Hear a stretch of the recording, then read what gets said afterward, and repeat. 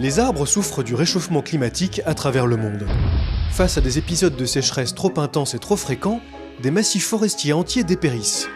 De nombreuses espèces de conifères seraient sur la sellette. Depuis une vingtaine d'années, on a constaté avec des collègues, notamment dans l'hémisphère nord, aux États-Unis et en Europe, plusieurs dépérissements majeurs sur des centaines d'hectares. C'est une mortalité sèche avec des arbres qui meurent sur pied, des arbres adultes qui meurent sur pied. Ici, vous avez un arbre qui est bien hydraté et puis à côté, vous avez le même individu qui est en stress hydrique depuis maintenant 3 semaines. C'est-à-dire qu'on a arrêté totalement l'irrigation il y a 3 semaines, donc dans une serre où il fait très chaud et donc on voit que les effets se produisent quasiment et immédiatement. Vous voyez les feuilles qui sont complètement asséchées. Si tous les arbres sont affectés par les périodes de sécheresse, certains supportent mieux que d'autres le manque d'eau.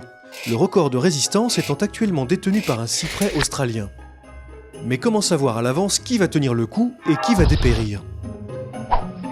Pour identifier les espèces les plus vulnérables à la sécheresse, des chercheurs de l'INRA ont décidé de se fier à l'apparition de petites bulles d'air dans les vaisseaux qui transportent l'eau au sein de la plante. Ces petites bulles d'air se multiplient quand l'eau se raréfie et que la plante, assoiffée, est obligée de pomper plus intensément dans le sol pour en extraire l'eau. The whole water column is moved up, even through different cells and through different tissues. It's all moved up together via the transpiration at the leaf level. The danger is that this tension on this water column can break. And this happens when air comes in. Et lorsque 90% des vaisseaux de la plante sont remplis d'air, elle ne peut plus transporter d'eau et ça conduit à la mort de l'individu. Tu prends un petit bout du style... Afin d'évaluer à quel moment le chêne atteint ce point de non-retour et que ces longs vaisseaux se retrouvent complètement obstrués par les bulles d'air, les chercheurs ont décidé de se rendre au synchrotron Soleil. Là, sur la ligne Psyché, ils vont pouvoir scanner de jeunes arbres plus ou moins stressés et observer en direct ce qui se passe à l'intérieur du tronc. Sur 2,5 mm. In 2-3 minutes, you have a complete volume scan. Grâce au rayon X, on peut observer les coupes à l'intérieur de l'arbre sans le détériorer. Donc ici, c'est un arbre intact. On voit à l'intérieur comme on voit dans un livre.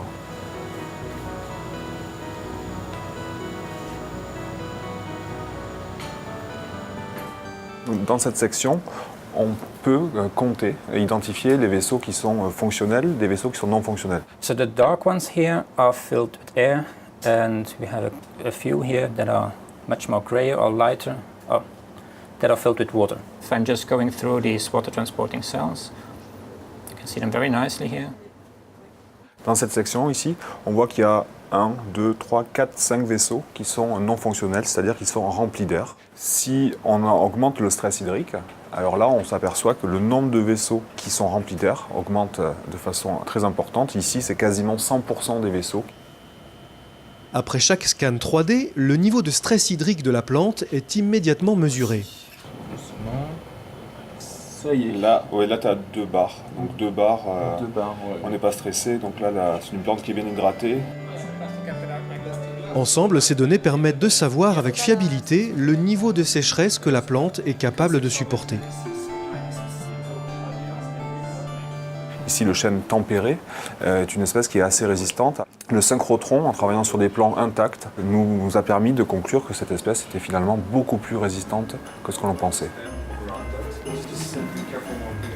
Nous travaillons sur les espèces forestières, la forêt, mais également sur des espèces cultivées, comme la vigne par exemple, pour essayer d'étudier les cépages, essayer de trouver, d'identifier les cépages les plus résistants à la sécheresse, mais également sur des différentes variétés de blé, différentes variétés de tournesol, où de la même manière, on regarde avec l'aide du synchrotron comment fonctionnent les vaisseaux à l'intérieur de cette plante pour pouvoir prédire quelles sont les espèces qui vont perdurer avec le changement climatique.